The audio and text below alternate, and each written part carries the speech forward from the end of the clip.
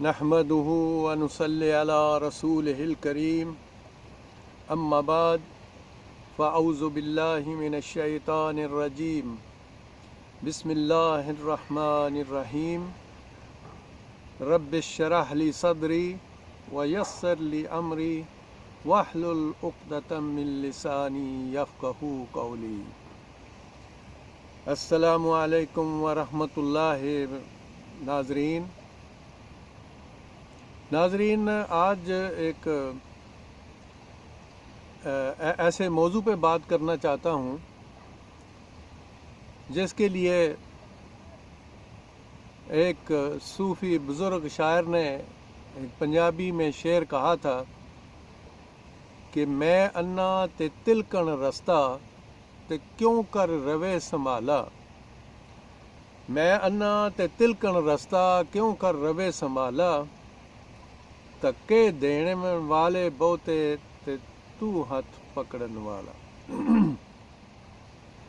تکے دیون والے بہتے تے تو ہاتھ پکڑن والا۔ میرے عزیز، میرے دوست، عجیب قسم کی ستم ظریفی ہے اپنے ملک کے اندر، پاکستان کے اندر۔ 2.5 سال سے ایک عجیب و غریب قسم کا شور و گل ہے، اور اتنا شور و گل ہے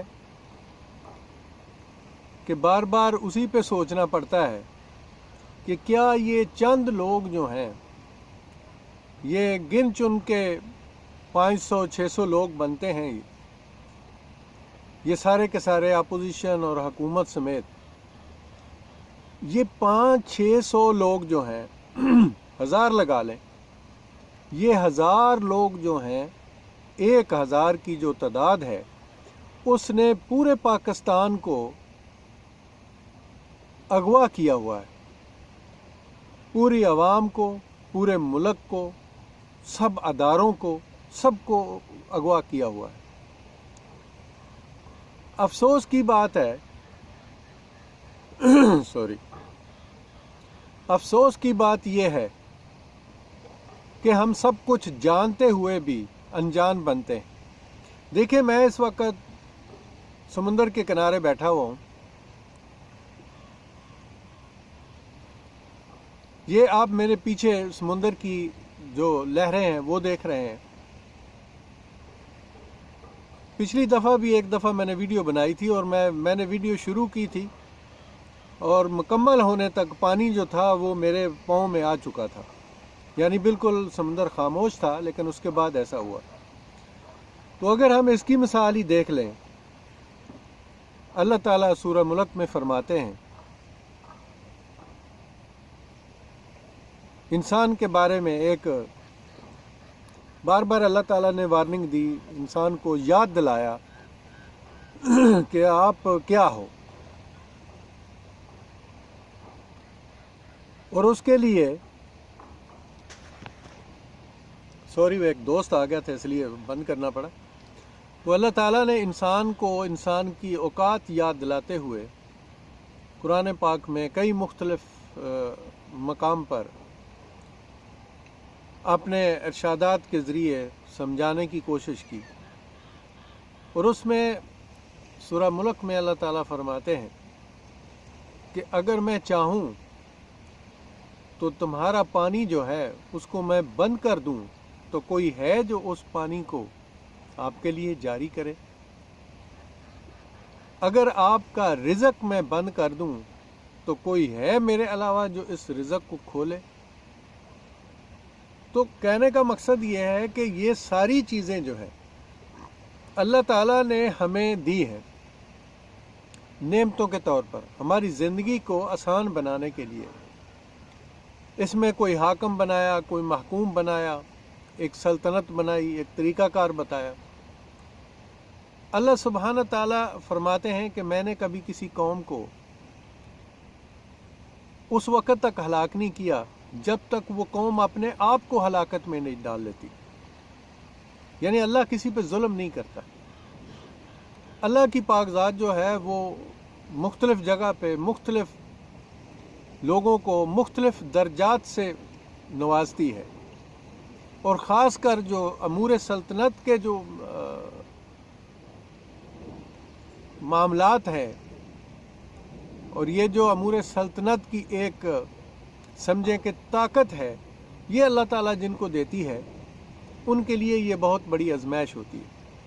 لیکن بدقسمتی سے ہم اس کو دوسرے نظریے سے لیتے ہیں۔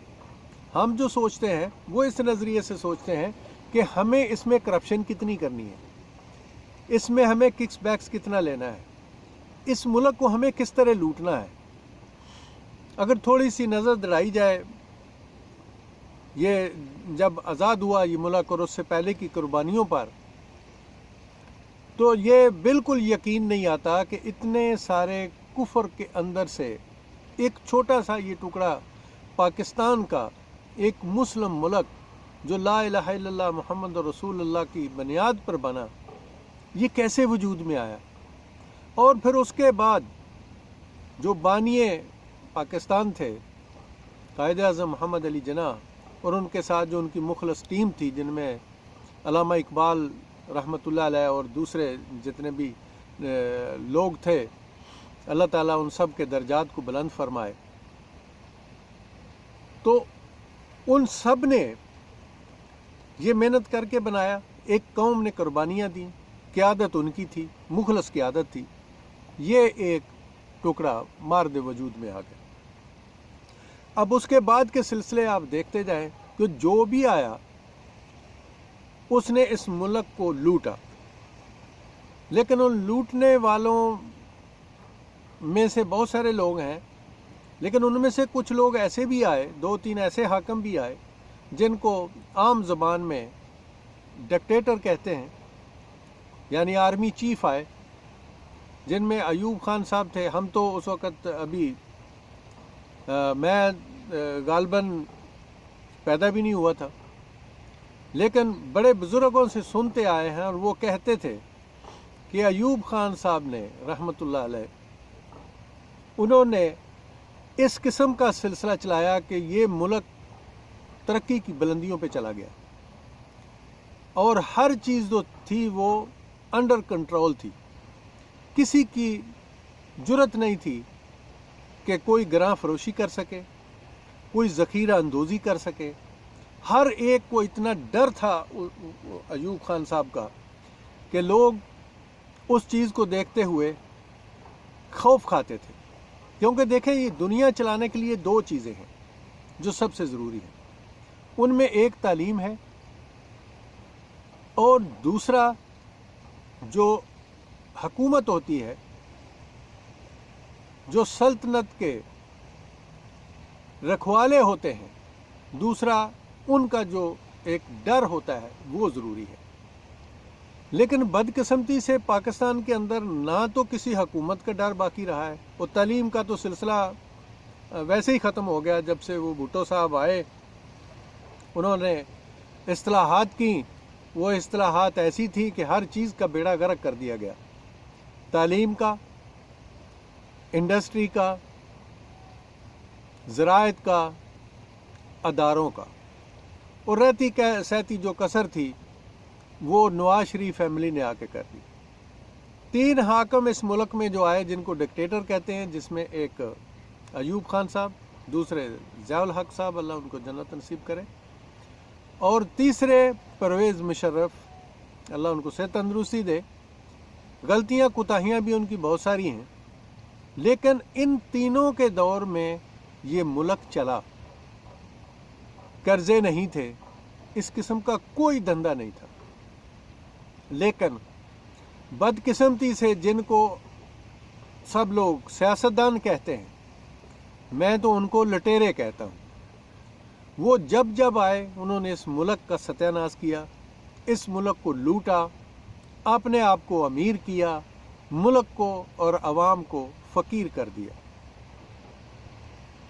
تو میں یہ ساری چیزیں اس لیے بتا رہا ہوں کہ دیکھیں سوچنے کی بات ہے کہ 2.5 سال سے ایک بندہ آیا، ایک عرصہ دراز کے بعد آیا، جس نے بہت سارے نعرے لگا دیے، لیکن ان نعروں کو پورا کرنے کے لیے ڈیفینیٹلی ایک ٹیم ہوتی ہے، یہ ملک چلانا ایک ٹیم ورک ہے، آج تو گھر بغیر ٹیم ورک کے نہیں چلتا، تو ملک کیسے چلے گا؟ چلیں، خان صاحب کی نیت پہ کوئی شک نہیں ہے، اللہ تعالیٰ ان کو توفیق دے اور ان کو کامیاب کرے اور ان کو طاقت دے کہ وہ جو نظریہ لے کے آئے ہیں اس میں وہ کامیاب ہوں۔ صرف باتیں کرنے سے کام نہیں چلتا۔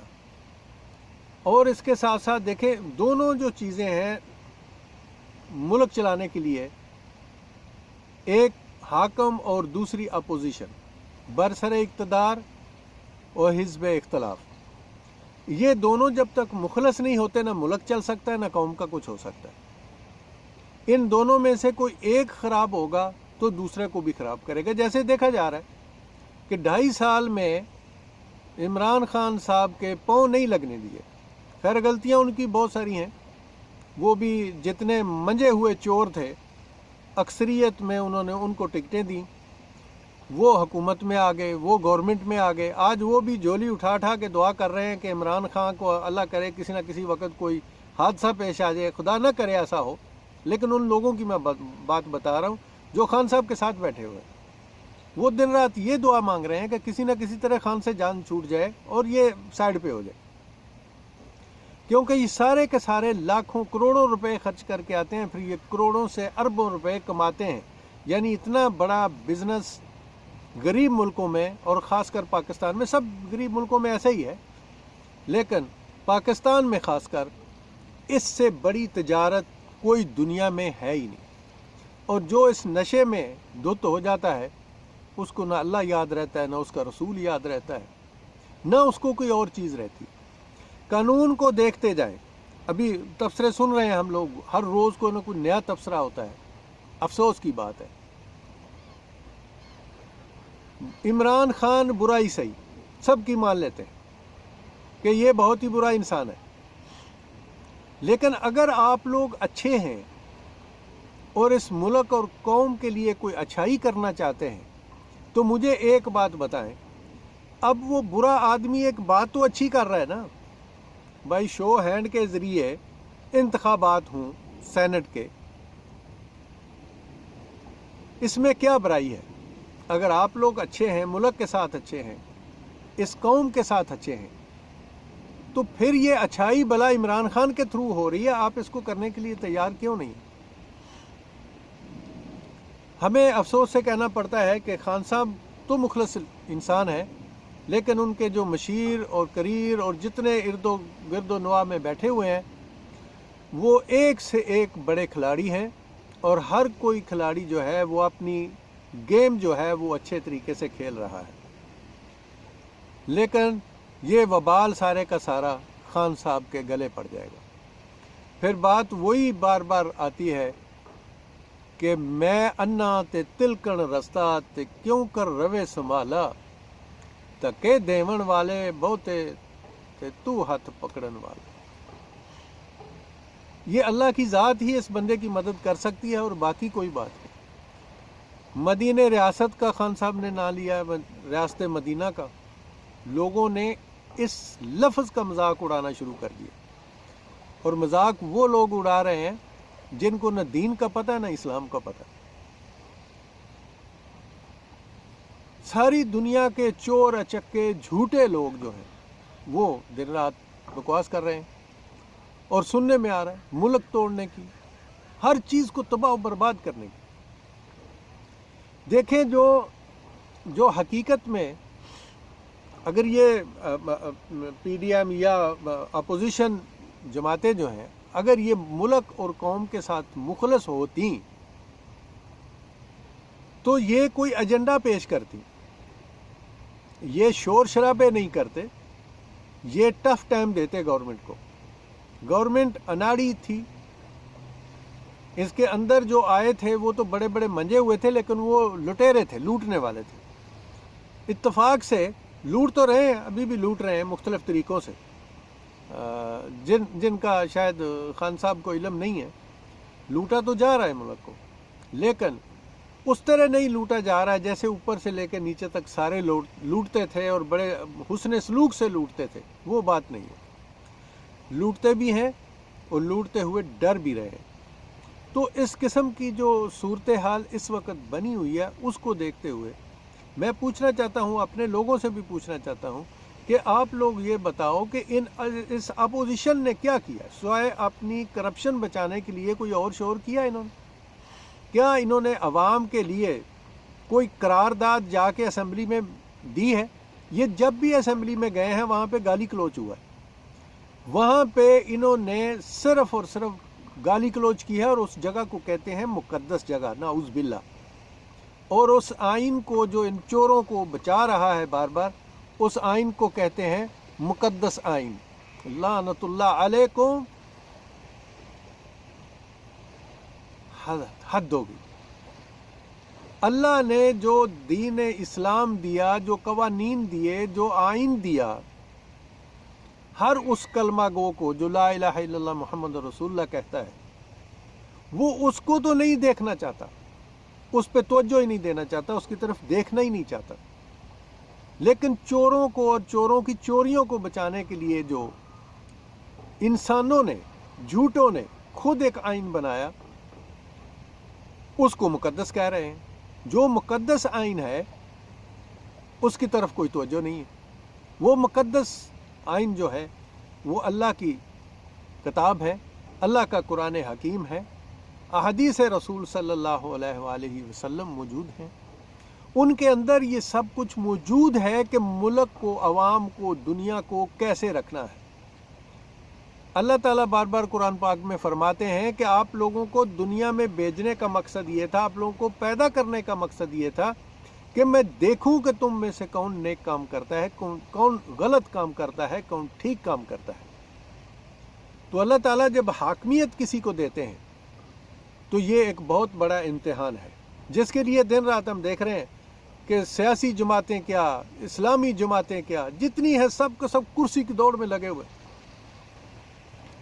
اور اتنا آگے جا چکے ہیں کرسی کی دوڑ میں کہ وہ ہر برے شخص کا ساتھ دے کر بھی کرسی تک پہنچنا چاہتے ہیں۔ لیکن اگر باتیں سنی جائیں تو سب کہتے ہیں ہم اللہ کا دین چاہتے ہیں، ہم اللہ کی یہ چیز چاہتے ہیں، ہم اللہ اور اس کے رسول کا یہ کچھ چاہتے ہیں۔ لیکن ایک شخص جو ٹھیک بات کر رہا ہے، جو کہتا ہے کہ بھئی اس قسم کا قانون لایا جائے، اس کو ریاست مدینہ جیسی ایک ریاست بنایا جائے، فلاحی ریاست، اس کا ساتھ دینے کے لیے تیار نہیں ہے۔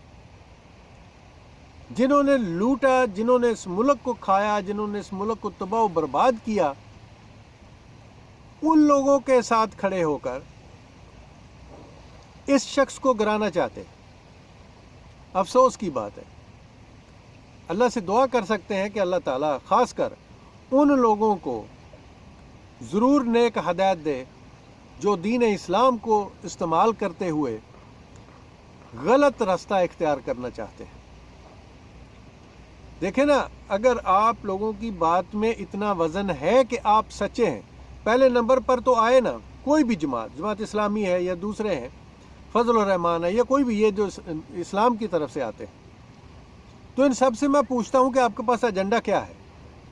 کیا کبھی آج تک کسی بھی اسلامی جماعت نے یا سیاسی جماعت نے پاکستان کے اندر ٹی وی پہ آ کے یا کسی مجلس کے اندر یا کسی اجلاس کے اندر یا کسی بہت بڑے جلسے کے اندر اپنا ایک شیڈیول دیا ہے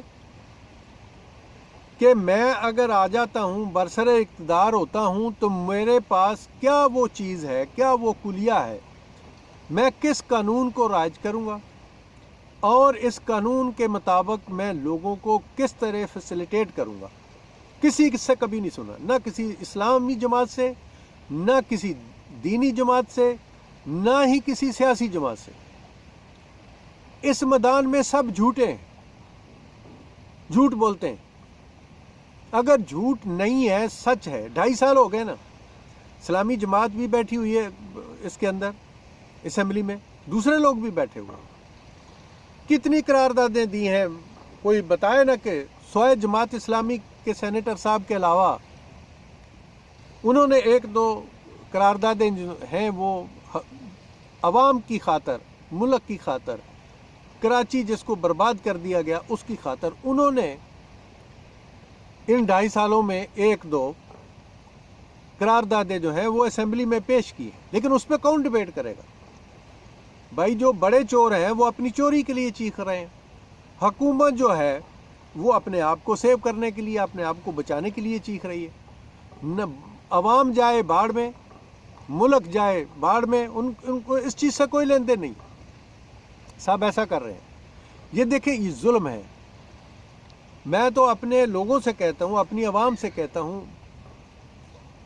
اپنے سب بہن بھائیوں سے کہتا ہوں کہ خدا کے لیے ووٹ بیچنا چھوڑ دیں، ان چوروں اور چکوں کو چھوڑ دیں، آئیں اللہ کی طرف آئیں، اس کے رسول صلی اللہ علیہ وآلہ وسلم کی طرف آئیں۔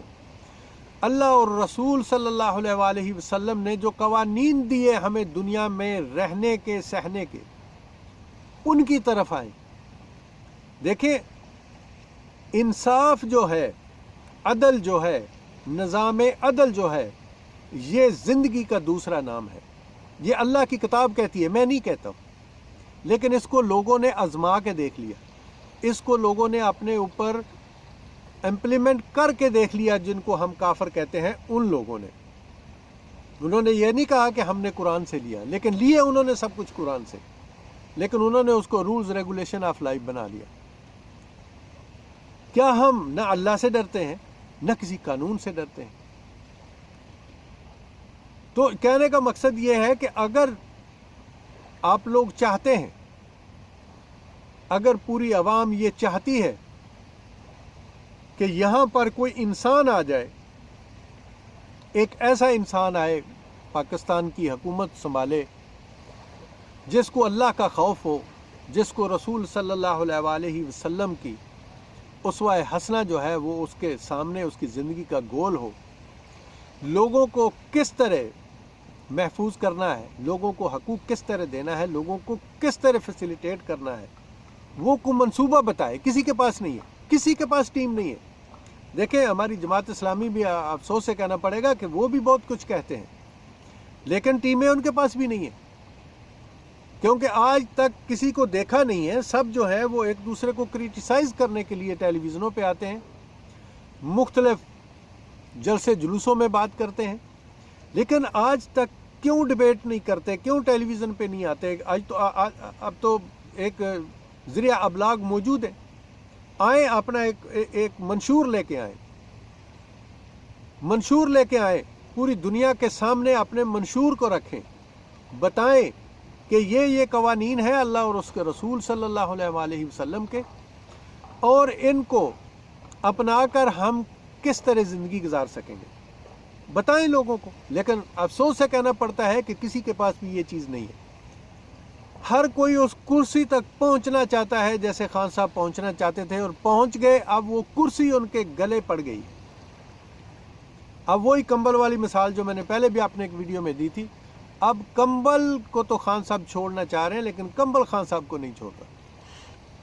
تو اسی طرح میں جماعت سے بھی ریکویسٹ کرتا ہوں، اسلامی جماعت سے بھی کہتا ہوں کہ آپ دعوے کرتے ہیں تو آپ اپنا منشور لائیں، منشور لا کے دنیا کے سامنے رکھیں، اپنی الماریوں میں بند کر کے مت رکھیں، لائیں اور لا کے جو ہے وہ ساری دنیا کے سامنے بیان کریں کہ آپ نے یہ دستور بنایا ہے، آپ کے پاس یہ دستور موجود ہے، اس کے مطابق اس طرح فیصلے ہوں گے، اس طرح انصاف ہوگا، اس طرح لوگوں کو روزگار ملے گا، اس طرح لوگوں کو روٹی اور کپڑا اور مکان اور یہ ساری چیزیں اس طرح پرووائڈ ہوں گی، اس قانون کے مطابق، اس دستور کے مطابق۔ لیکن افسوس سے کہتے سب ہیں، لیکن ہے نہیں ہے کسی کے پاس۔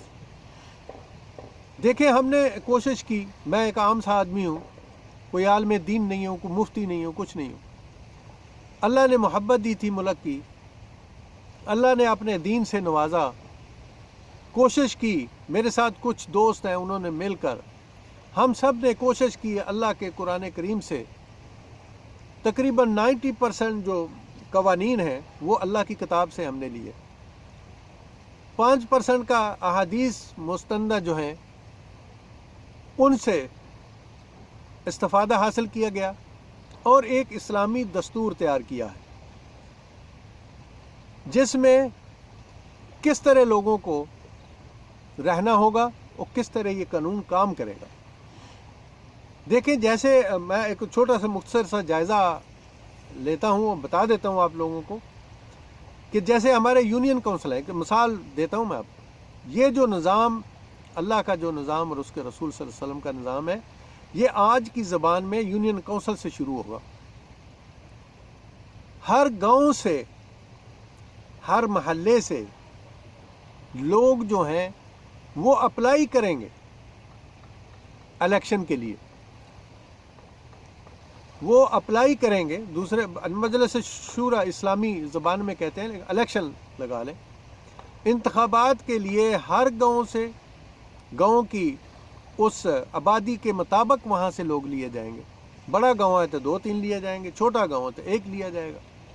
اسی طرح ہر گلی محلے کے اندر سے لوگ جو ہیں وہ لیے جائیں گے، جو قابل ہیں، پڑھے لکھے ہیں، میرٹ پر، اور اس کے بعد وہاں سے لوگوں کو سلیکٹ کیا جائے گا یونین کونسل کی حد تک۔ یونین کونسل سے آگے آئیں گے، پھر آئے گا تحصیل لیول، پھر آئے گی ضلع لیول، اس کے بعد پھر آئے گا ڈویژن کا لیول، ڈویژن کے بعد آئے گا صوبے کا لیول، صوبے کے بعد جو ہے وہ پھر آئے گا فیڈرل کا۔ تو یہ ایک سسٹم ہے۔ اس کے مطابق کیا ہوگا کہ پہلے نمبر پر تو لوگوں کو دیکھیں نا، جو سلسلہ آپ یونین کونسل کے لیول پہ بیٹھ کے کر سکتے ہیں وہ اسلام آباد میں بیٹھ کے نہیں ہو سکتا۔ کر رہے ہیں نا، یہ 72 سال سے یہی ہو رہا ہے نا، کوئی بتائے کہ کیا کیا ہے۔ جب تک بیسک قوانین جو ہیں اللہ اور اس کے رسول کے مطابق وضع نہیں کیے جائیں گے، اس ملک کا کیا، پورے مسلمانوں کا کوئی حل نہیں ہو سکتا۔ بڑی تعداد میں مسلمان ہیں اس دنیا کے اندر، لیکن مٹھی بھر جو لوگ ہیں ان کی گرفت میں ہیں اور ان کے پاؤں مسلمانوں کی گردنوں کے اوپر ہیں۔ کسی کی مجال نہیں ہے کہ ان کے سامنے سر آنکھ اٹھا کے دیکھ سکے، کیونکہ وہ ہمارا دین ہی لے کر ہم پر استعمال کر رہے ہیں اور ہم چھوڑ کے بیٹھے ہیں۔ تو کہنے کا مقصد ہے کہ یہ جو دستور بنایا گیا ہے، اس پہ بڑے بڑے علماء دین جو ہیں مختلف مکتبہ فکر کے، ان سے بھی رائے لی گئی ہے، اور یہ کسی کتاب سے، کسی قانون سے، کسی ایسے ویسے سے نہیں ہے، اللہ کی کتاب سے لیا اور احادیث نبوی صلی اللہ علیہ وآلہ وسلم سے لی گیا۔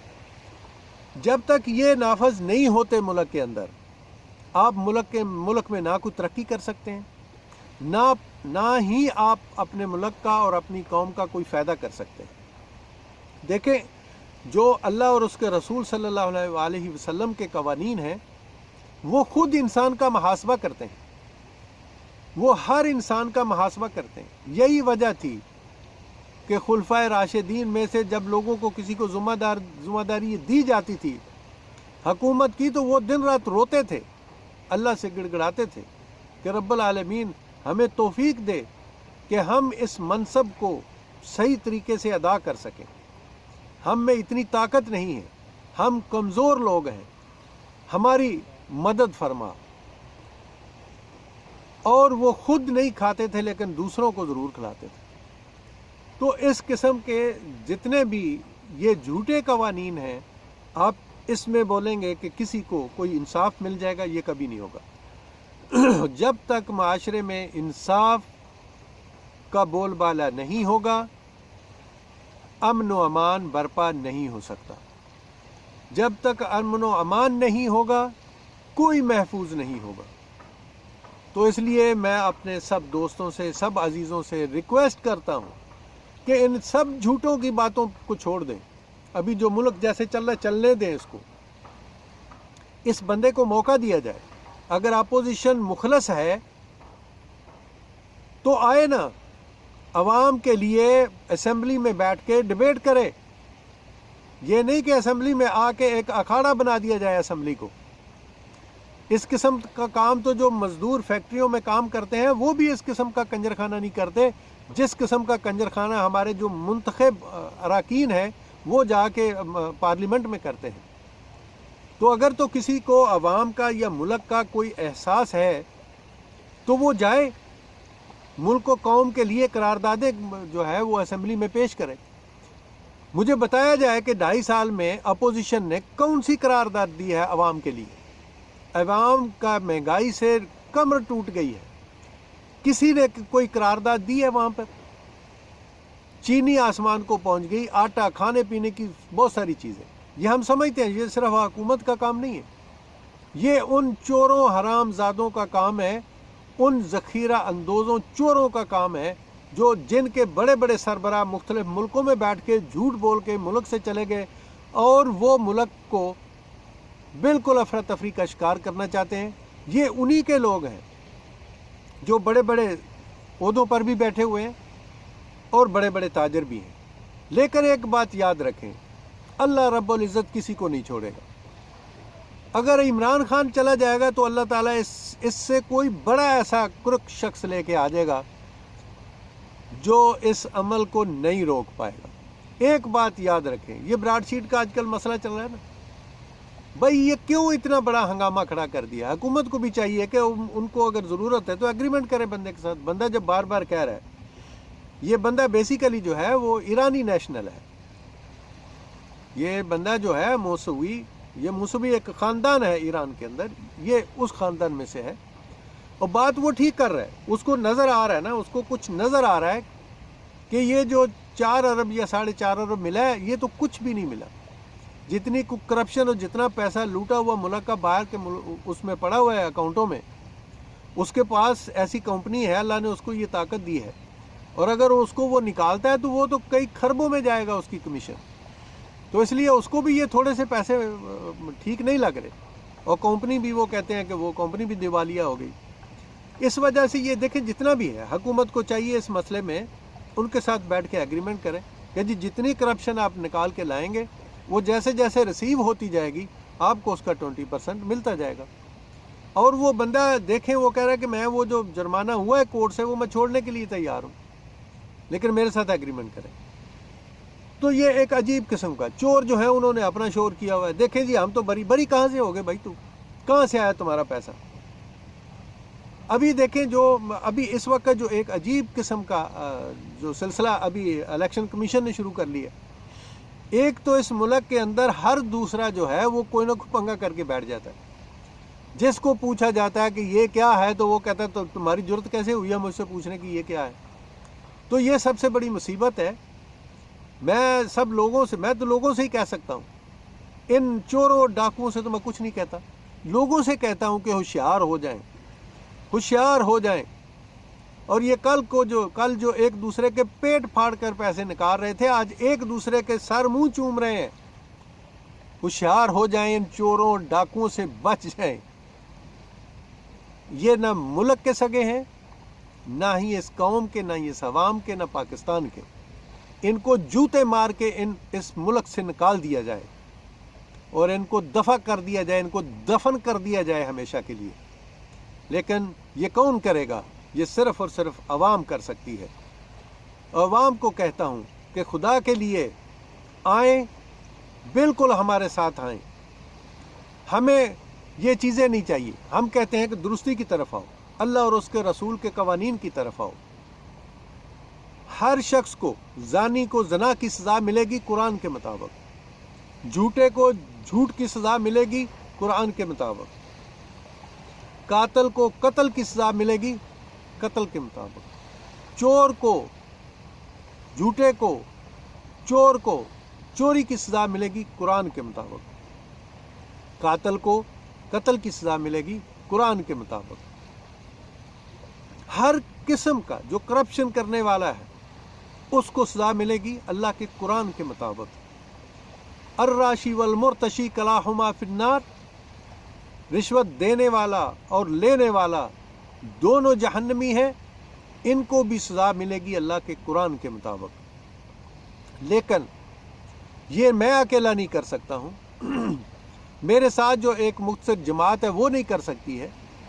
اس کے لیے پوری عوام کو اٹھنا ہوگا، اپنے حق کے لیے، اپنے اللہ کے لیے، اپنے اللہ کے رسول صلی اللہ علیہ وآلہ وسلم کے لیے، محمد خاتم النبیین صلی اللہ علیہ وآلہ وسلم کے لیے اٹھنا پڑے گا، ناموس رسالت کے لیے اٹھنا پڑے گا۔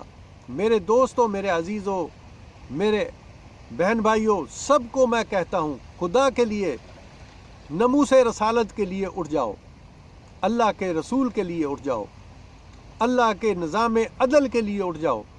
خدا کے لیے یہ ووٹنگ کا پیسہ لینا چھوڑ دو۔ تھوڑے تھوڑے پیسے لے کے 5 سال جوتے کھاتے ہو ان ذلیل لوگوں سے، چھوڑ دو۔ ایک دفعہ اللہ اور اس کے رسول کے لیے چھوڑ دو۔ حق لوگوں کو ووٹ دو، اللہ اور اس کے رسول کے قوانین کو ملک میں نافذ کرنے کے لیے ووٹ دو۔ اٹھو، آپ اٹھو گے تو تقدیر بدل جائے گی۔ آپ اللہ کی طرف آؤ، اس کے رسول کی طرف آؤ، اللہ کے رسول کی تابع فرمانی کرو، تو اللہ فرماتا ہے کہ محمد سے وفا تو نے تو ہم تیرے ہیں، یہ جہاں چیز ہے کہ لوح و قلم تیرے ہیں۔ میرے دوست، اللہ کے رسول کی محبت کی طرف آؤ، اللہ کے رسول کی محبت کی طرف آؤ۔ ان چوروں ڈاکوؤں کو ایک سبق سکھا دو۔ یہ 500,000 لوگ جو ہیں وہ دن رات ہمارا سودا کر رہے ہوتے ہیں۔ ہمارے پاس اللہ کا دیا ہوا دستور ہے، آئین ہے، اللہ کا دیا ہوا، اس کی پرواہ نہیں ہے۔ چوروں کے بنائے ہوئے آئین کو، دستور کو مقدس دستور کہتے ہیں۔ لعنت ہے تم لوگوں پر، اللہ کی اور اللہ کے رسول صلی اللہ علیہ وآلہ وسلم کی، اور تمام لعنت کرنے والوں کی، جو اس جھوٹے آئین کو مقدس کہتے ہو، اور اللہ اور اس کے رسول کے بنائے ہوئے قوانین کو، اور اللہ کی دیے ہوئے آئین کو، جو قرآن کا ایک اتنی بڑی کتاب کے اندر دیا ہوا ہے، اس کو ماننے کے لیے تیار نہیں ہے۔ اللہ آپ سب ایسے جھوٹوں پر لعنت کرے۔ تو میرے دوست، سب سے امید کرتا ہوں کہ آپ اللہ کے رسول صلی اللہ علیہ وسلم کی ناموس رسالت کے لیے اور ان سب چیزوں کے لیے آپ جھوٹے آدمی کو ووٹ نہیں دیں گے، ان لوگوں کا ساتھ دیں گے جو اللہ اور اس کے رسول کو ملک میں نافذ کرنا چاہیں گے، جو اللہ اور اس کے رسول کے قوانین کو نافذ کرنا چاہیں گے، جو اللہ کے نظام عدل کو نافذ کرنا چاہیں گے، ان کا ساتھ دیں۔ تو میں امید کرتا ہوں کہ انشاءاللہ باذن اللہ ہم سب لوگ اپنے مال کے حقیقی سے ملنے والے ہیں، اور اللہ فرماتے ہیں کہ اس دن ملاقاتوں کا وقت بھی ہوگا، دیکھا جائے گا، سب کے اعمال سامنے لائے جائیں گے۔ اس لیے دنیا میں بھیجتا ہوں، کون اچھا کرتا ہے، کون برا کرتا ہے۔ تو میرے دوست، شیطان سے بچ جاؤ، اللہ کی طرف آؤ، اس کے رسول صلی اللہ علیہ وآلہ وسلم کی طرف آؤ، اور آ جاؤ سب مل کے ان جھوٹوں سے جان چھڑوائیں، اور اللہ اور اس کے رسول صلی اللہ علیہ وآلہ وسلم کے قوانین کو ملک میں نافذ کریں۔ اس کے ساتھ اجازت چاہتا ہوں۔ اللہ تعالیٰ اس ملک کا اور ہم سب کا حامی و ناصر ہو۔ اللہ حافظ۔